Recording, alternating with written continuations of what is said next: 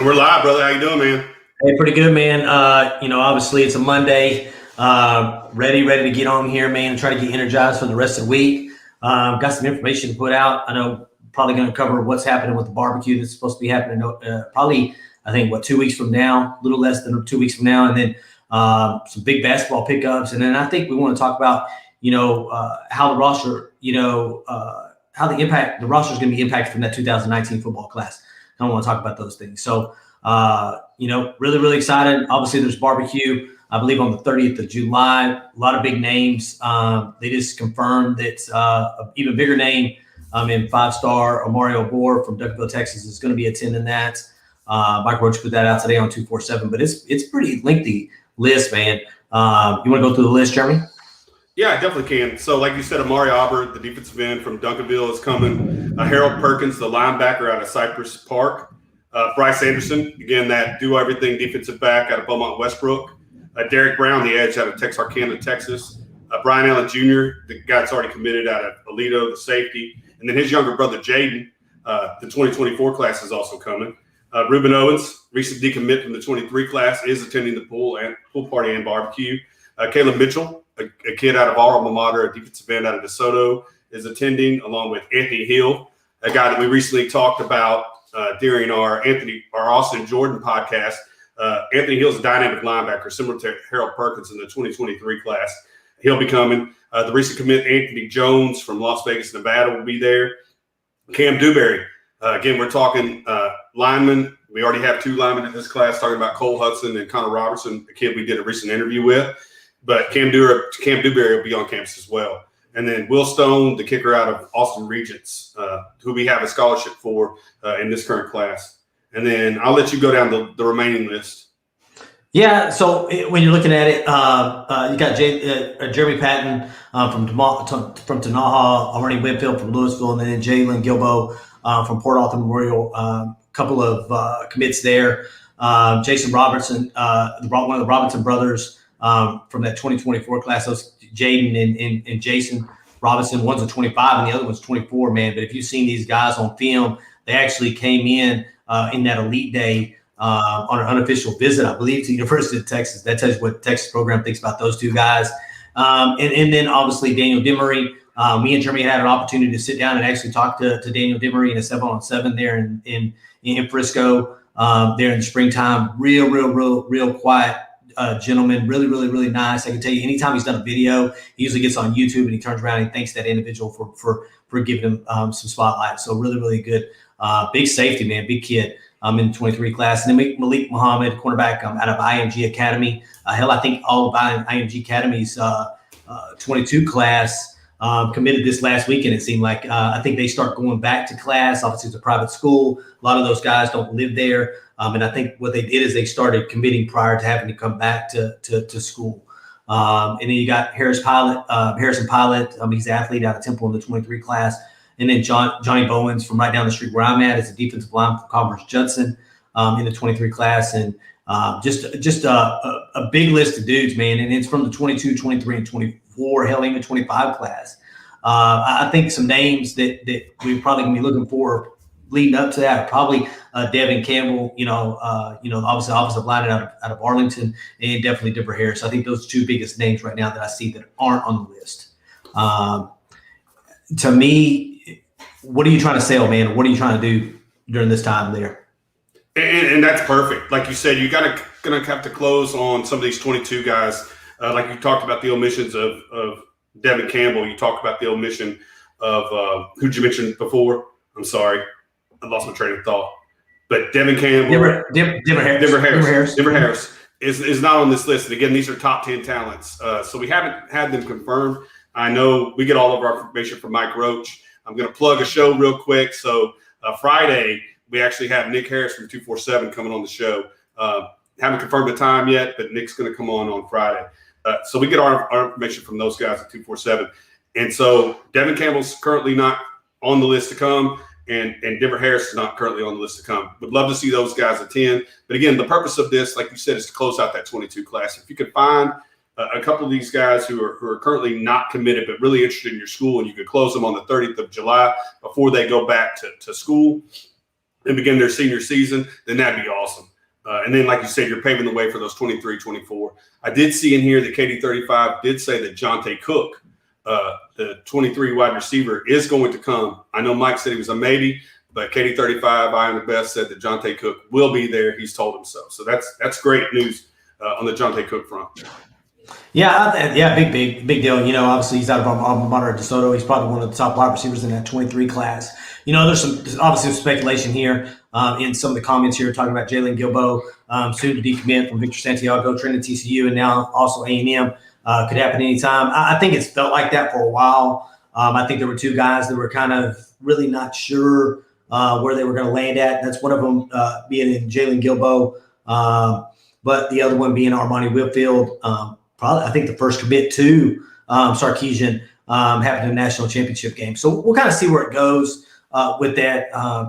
When you're talking about defensive backs, again, I think really in this barbecue, outside of this barbecue on the 30th, you hope you seal the deal with a couple of guys. And I think some of those guys, maybe Derek Brown, maybe one of them, and Jeremy Patton, which are two. One's edge, Derek Brown being an edge, and then Jeremy Patton being a linebacker. But to me, getting Harold Perkins, getting Cam Dewberry, getting Omario Barr back on campus is really big because hell, you can't lose out on offensive linemen and defensive linemen are what you're trying to get to be successful on both sides of the ball.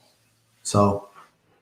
Yeah, just in the conversation that me and you had last night or through text was you got guys like Harold Perkins that you never saw, initially you having an opportunity to host, and now you're hosting him a second time, and a guy like Amari Oliver who you was originally in your plans and now he's in your plans.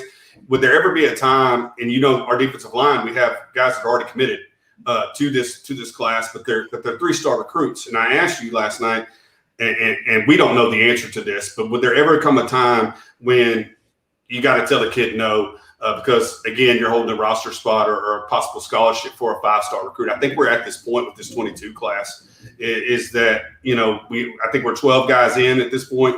You only got 12 or 13 more, and we're talking about linemen, we're talking about receivers, and we're talking about linebackers.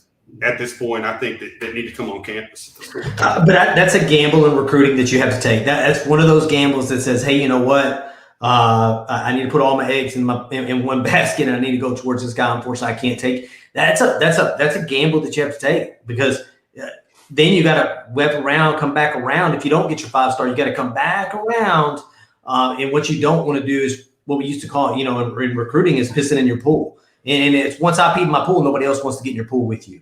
And right. I think that's where you got to be really careful at. And I think, the in-grounds that this staff has made in a very short time with the, obviously if you're looking at the Texas High School Coaches Association is this weekend in San Antonio. I think it's still going on here in San Antonio. You made in-grounds with these Texas high school football coaches. I think the biggest takeaway from that and reading some of the comments is that our coaches, the University of Texas coaches, decided to come off vacation and go sit and have, and conversate and socialize with the Texas high school football coaches. That means a lot. You know what I'm saying? Because they get very little time to have a vacation before, all the fall starts and then hell all the way until really, you hope, January.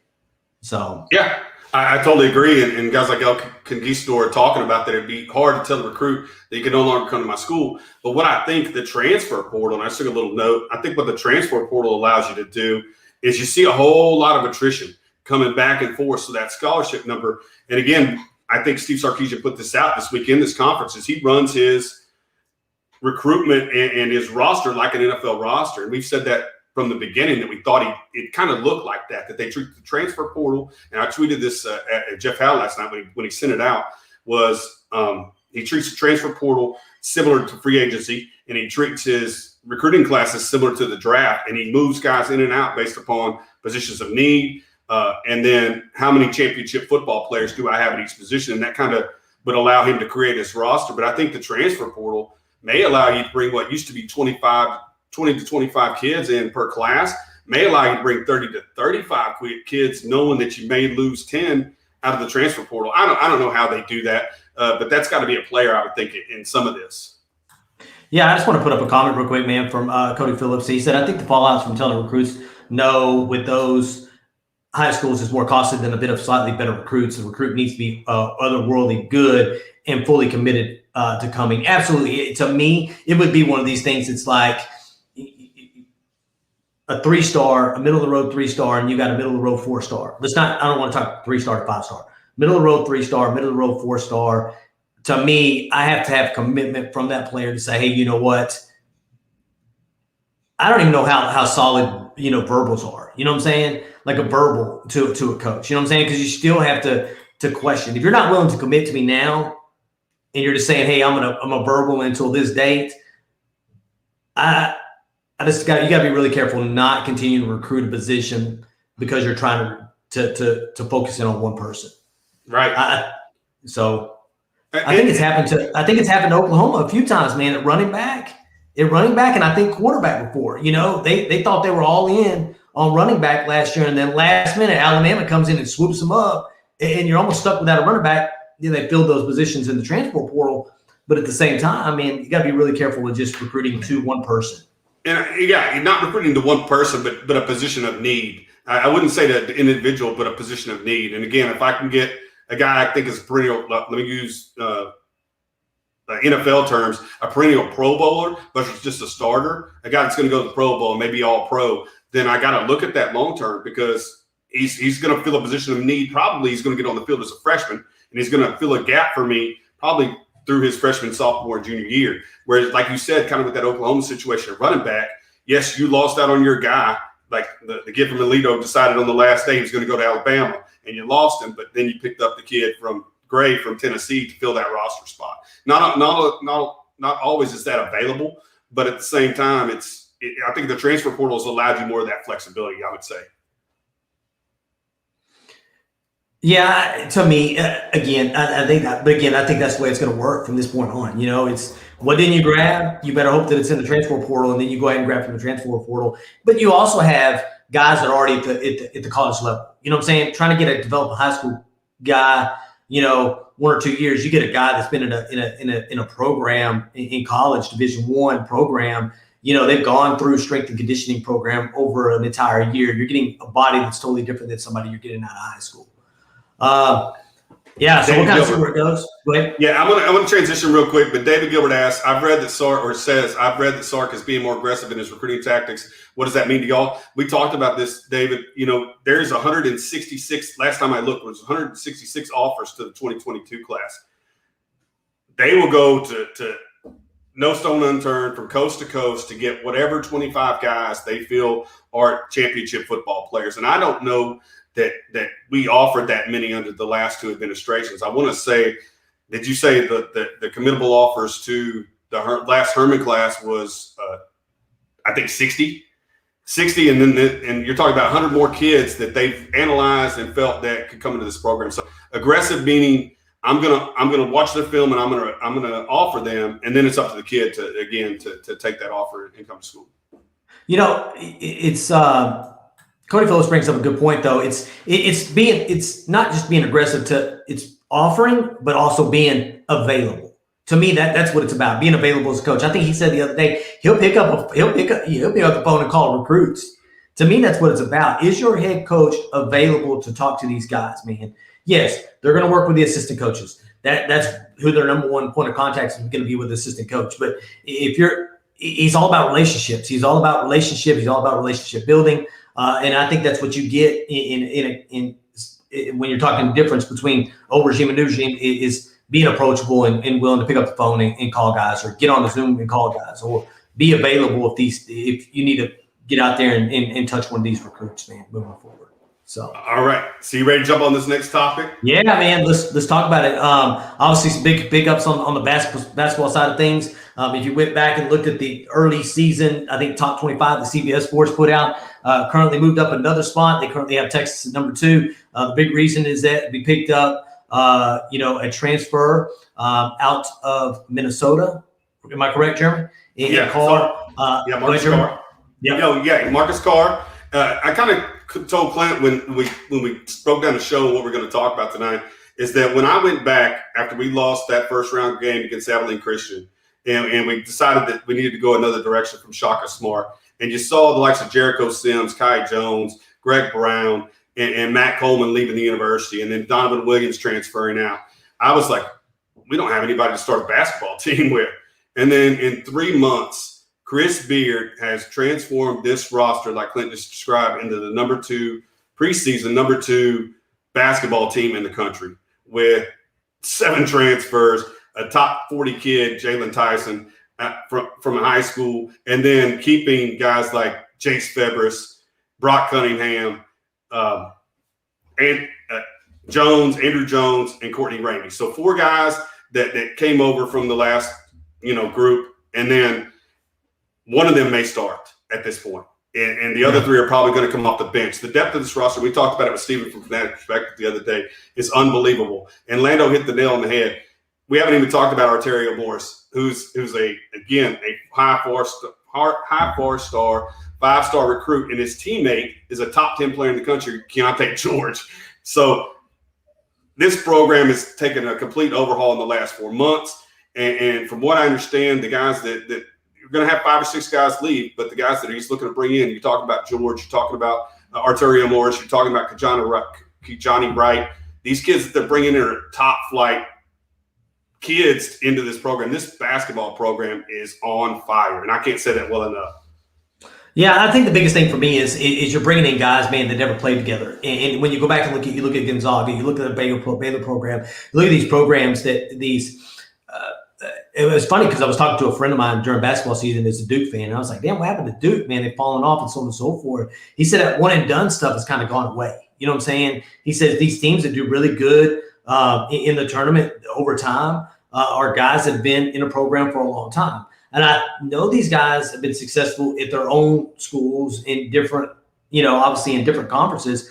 But how do you mesh it all together? I think is the biggest thing for me. How do you mesh, 5 guys that have never played together that all score in double digits? How do you mesh them together to create one basketball team? Because we've seen these all-star games where you see the USA basketball right now with all these all-stars on there that go out and get beat by, who is it? Nigeria, Australia, a couple of these teams, man, that are getting beat by. So to me, it's, yes, you have the talent that's coming to the 40 or already there. How do you get these guys to mesh, before the season so that they're ready to go once the season starts? I think it's the biggest question for me. 100%.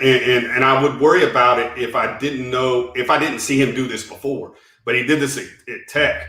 And I think the level of talent that he was able to bring in at Tech through all these transfer portals got into the national championship game. And we're talking about these group of guys and the fact that 7 of them have scored in double figures. This topic that we had with Steven the other day. And so I thought, the offense traditionally has suffered at the University of Texas. It's not going to suffer this year with these type of players. And I think Chris Beard has the type of defensive mentality and coaching that'll allow them to, like you said, meld and gel. But yeah, you're absolutely right. Like you could put a team together with nothing but 4 or 5 stars, but we've seen in football, that doesn't necessarily mean you're going to win the football games. But I really, really like where we are now as compared to where we were in late March when the tournament ended, and you looked at this roster, and like I said, you lost Jericho Sims, you lost Matt Coleman, you had lost Kai Jones, you had lost Greg Brown, and you really didn't know where they were going. But yeah, I really, really am impressed. And I say that to say this, because we're going to transition to our next topic. So I was listening to 104.9 today, the triple option, and they talked about Sarkisian and Chris Beard coming in at the same time. And if Chris Beard was to see first season success, which we think he will, and find himself in a Final Four or really, really deep in the tournament, does that put added pressure on Steve Sarkisian? What's your thoughts? Yeah, I think the pressure is going to be the pressure. When you listen to both Steve Sarkisian and Chris Beard when they came into the press conferences, when they came to the University of Texas, they knew what they were getting in pressure. Chris Beard, do I think it's simple? What's the best way to put this? Do I think it's easier to get 5 or 6 guys versus 22 guys that are ready to play in your scheme? Absolutely. I think that's where you got to kind of look at it. You got to look at transition classes, what you currently have on the roster. Now, do I think that Texas football is rebuild? Absolutely not. Do I think that he has the talent to make it happen? Absolutely. Do I think he has the talent to get to a Big 12 championship? Absolutely. What does he do moving forward? But do I think it puts added pressure? I think the pressure's already there. I think they put more pressure on them than what we do. I think we're just guys that are talking, fans and so on and so forth that make everything a big deal. But I think the pressure's already there for both of them. So as far as like more pressure, no. But I think we also got to kind of look like, and I think me and you were kind of getting into what the classes look like prior to Steve Sarkisian getting there versus what Chris Beard has now. Right, because we know, and we talked about that to talk about roster management, right? So to put a basketball team together, and you just said this great, and Cody Phillips is kind of alluding to it as well, is to turn over a football roster, it takes 2 to 3 years. And we're going to talk about a specific class for the football team that's kind of, not, I wouldn't say put them behind the 8 ball, but it's kind of put Sark behind the 8 ball. And that's when you're talking about, classes size for 22 and class size for 23, you kind of got to go back to similar to the 19 class. And I'm going to go through a list of names, and I want to talk about is class of 22 folks that I have on my paper, and we have them broken down with impact players or contributions or contributors to the program thus far, and then we have them as transfers and injury considerations, meaning for some reason an injury. I'll just take Gabriel Floyd. For instance, Gabriel Floyd had degenerative disc disease. I know what that's all about. I've had a triple fusion. I haven't had that surgery on my neck before. So I understand how that's debilitating somehow and why he can't play football. But I will say that was a position given up to the 2019 class. So we're talking about injury considerations and transfers out of that 19 class. You want to go through the list of contributors, and then I'll talk. Yeah. So in the 2019 class, you're looking at contributors. Obviously, Roshan Johnson came in as obviously a quarterback recruit. Changed that really fast, made him a running back, and he's done really, really good as the number 2 running back in the program. Jarrett Wiley, again, tight end. That's had that's played a little bit. Not as much as what we think he should have played, but has played a little bit. Probably started a few games there. Jordan Whittington. Again, injury bug after injury bug after injury bug. Hopefully, he's been able to stay healthy, knock on wood. Hopefully, this is a season where he stays injury-free and we get him through, 10, 12 games. Devondre Sweat backing up Keandre Coburn. Jacoby Jones was a transfer from junior college. Marcus Tillman, same thing. Isaiah Hookfin, offensive line. Chris Adamora has been really your nickel for the last 2 years. David Gabinda has an opportunity to start at linebacker this year. Tyler Johnson, to me, he was probably, I think, maybe the highest ranked recruit out of probably Brew McCoy in that 2019 class. And to me, I've tried to figure out where Tyler Johnson's been the last couple of years. If you go back and look at the Alamo Bowl, that's probably the first time you'll see Tyler Johnson in a uniform on the field against Colorado, and played really, really well. Marcus Washington, again, I think has elite talent at the wide receiver position. I think he needs to put it all together. I think you've seen, a couple of times during game action, a couple of times during the spring where he's done really, really well. He's got to put it together. And then Tyler Owens, I think Tyler Owens has got to figure out if he wants to be a safety or if he wants to be a linebacker. But I think Pete Witkowski's probably going to help him figure that out. I'll let you go to the 2019 transfers and injury considerations. And Cody pretty much hit it on the head. So you're talking about the number 1 guy that year was Brew McCoy. Basically had committed to USC, decommitted from USC, comes to us, plays in the spring game, makes a couple plays in the spring game, and then decides he needs to go back to USC. Jake Smith also headed to USC. Again, a contributor in his first 2 years. Do I think he could made the impact that we thought he was going to make when he was a Gatorade Player of the Year out of Arizona? Absolutely not. I think there was a lot to be left out there for Jake Smith. Again, I already talked about the Gabriel Floyd injury issues. Kenyatta Watson has since transferred to Georgia Tech. Darian Brown, again, a kid who had a stroke in high school, was unable to play football at the University of Texas. Javon Shepard, another transfer. Peter Mpagi has a heart condition. Don't know if he's ever going to play football. And then Caleb Johnson and Willie Tyler, 2 guys that have left the program and transferred to other places. We say that to say this. Top-rated class, right? Number 3 in the country when they were discovered, the 2019 class, when they signed in December. And they're national letters of intent. And half of them are out of the program now or did not contribute to the program while they were here. And so to build a roster in football is a whole lot different than building a roster in basketball. Because, again, there's guys that you have to make up for. And Clint kind of talked about the impact players or contributors. Tyler Johnson hasn't seen the field, like he said, substantially, other than Colorado. David Gabenda, we're looking for great things from. Isaiah Hookman, same thing. He's reserved. Marcus Washington, reserved. Tyler Owens, a reserve. So out of this class, you have three starters at this point. Jordan Whittington, Devondre Sweat, and Jacoby Jones. And Jared Wiley may start over Cade Brewer. We're going to talk about a couple of position battles because we're going to start our position battle series probably next week or the following week because Clint's heading up here tomorrow. He's going to hang out with me Tuesday, Wednesday, and Thursday. And then again, like I said, we got a show with Nick Harris on from 247 on Friday. But you only have 3 current starters out of that 2019 class at this point. Your thoughts, Clint? No, I think when you're turning over a roster and when you transition, not just rosters, when you're transitioning coaches every 3 years, it is a big deal too because we've talked about it ad nauseum. It becomes a development issue, meaning that you're asking guys to play in multiple schemes over multiple years and play for different coordinators and have different strength and conditioning coaches that are looking for two totally different things. Man, it's consistency.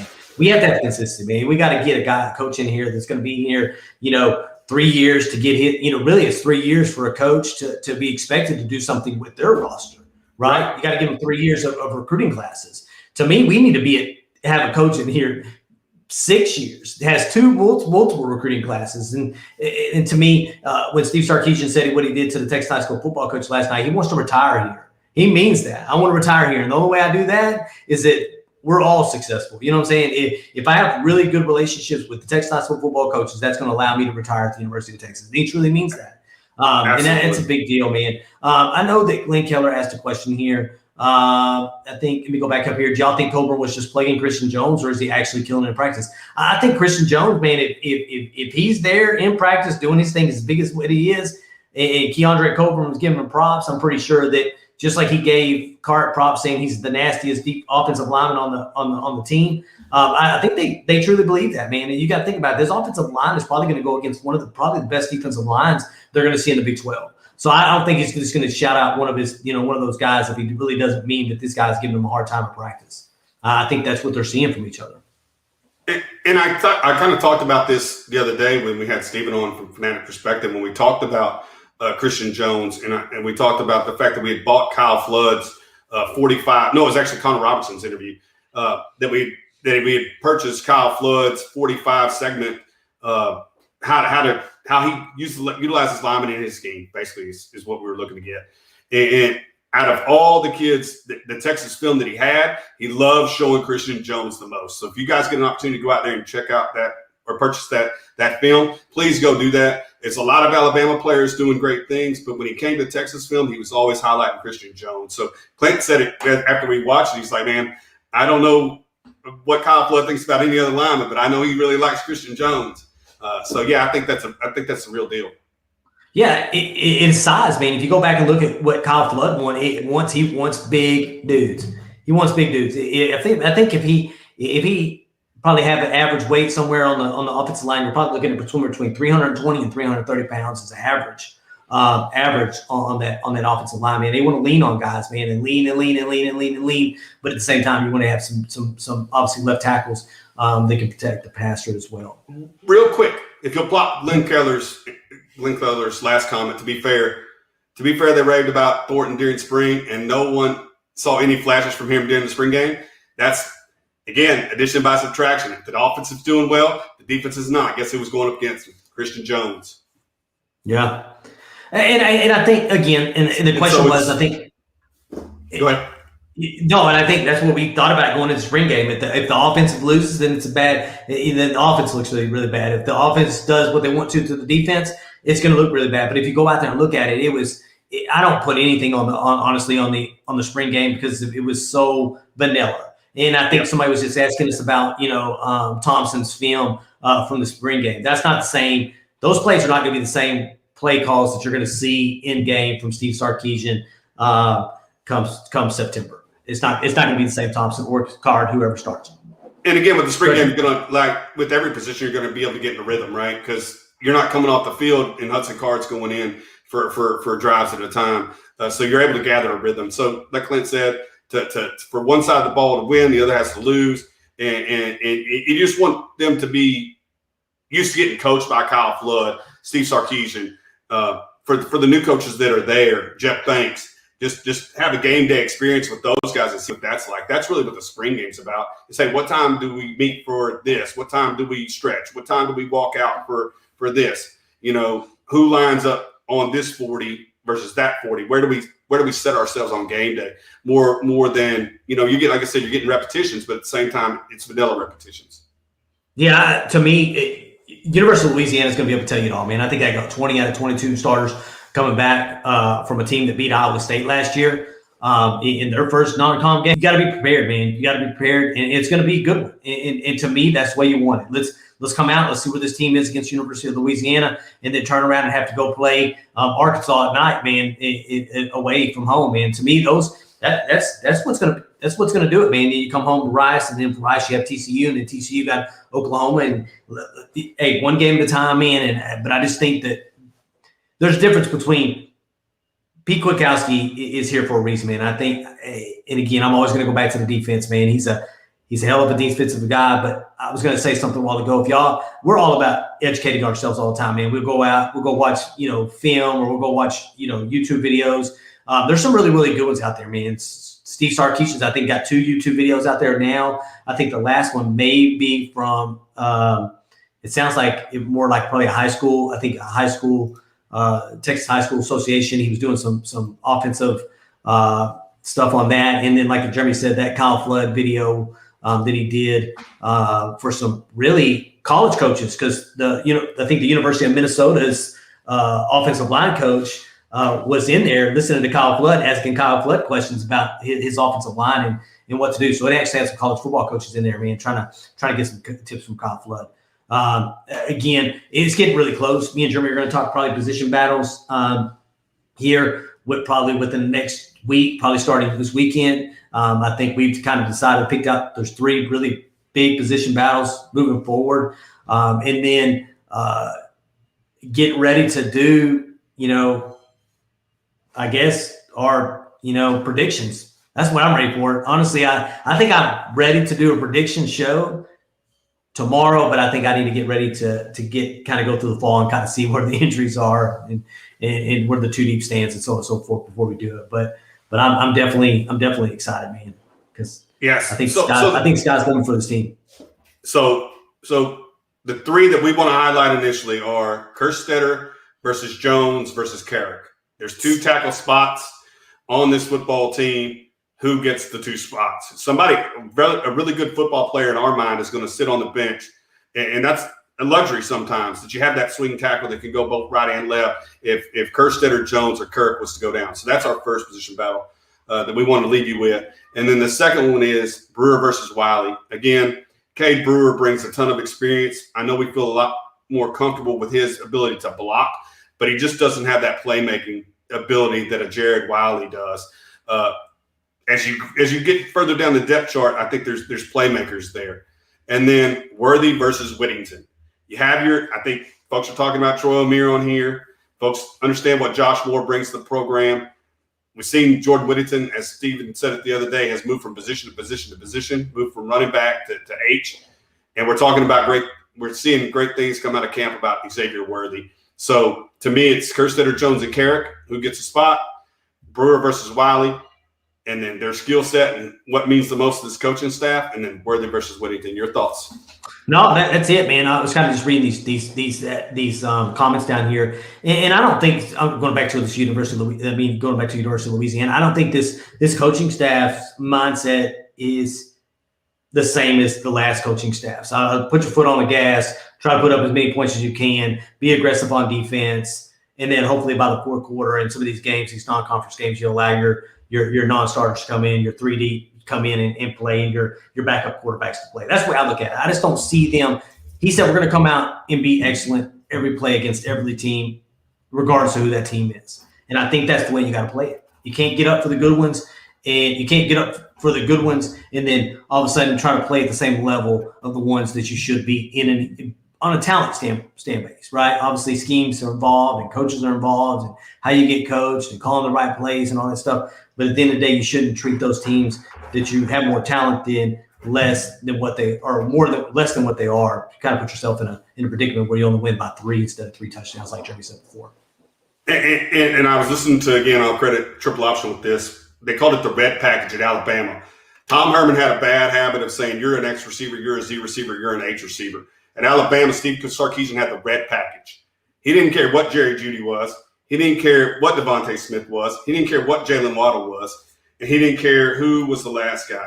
Jerry Jeudy, Henry Ruggs, Jalen Waddle, and Devontae Smith. He didn't care what position they played. All he knew that he needed to put those four weapons on the same field with Najee Harris and let them go to work. So I say that to say this. If Worthy and Whittington are part of that red package, or let's call it orange package, get them out on the field.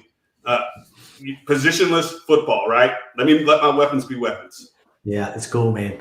All right, we went 3 minutes and 54 seconds over tonight on our 2 minute drill. I told Jeremy he had 30 minutes and 30 minutes only. It was a long day for me, but hey, we wanted to get on here and talk a little football on this Monday. Start the week off exciting. Hopefully, some exciting things are happening around the 40 Acres basketball. Gets a couple of commits here. Got a barbecue coming up at the end of this month. I will actually be in Mexico, I think August 1st through the 7th. I think the last couple of times I went out of town, we've gotten commitments. So hopefully mine works out the same way as it does Mike Roach. Mike Roach goes out of town and all of a sudden got commits. So hopefully it works the same way. But, hey, you got anything to add before we get off here, Jeremy? No, it's a blast, man. Came, and I just want to say, please hit that like button. Please hit that subscribe button. I see a lot of guys in here that we normally see. If you haven't hit the like button, if you haven't hit the subscribe button, please do so. We've gone Ethernet, so we shouldn't have the freezing up anymore and the hesitation, and hopefully it's all crystal clear for you guys out there. We work really, really hard to again try to improve this product every single day. So hopefully we got that out of our bag. Yeah, I was going to say the same thing, man. I was like, Jeremy's, the volume sounds good, and we don't have any, the cloudiness or the stopping and starting and stuff. That looked really, really good tonight. So, like Jeremy said, we're trying to improve the product every day, and we appreciate your comments and stuff. Like Jeremy said, hit that like button. If you haven't hit that like button, please hit that subscribe button. You can find us on Twitter at Texas Football Talk, on Facebook at Texas Football Talk, and on Instagram at Texas Football Talk. Hope you have a wonderful rest of your week, and hook 'em. Hook 'em.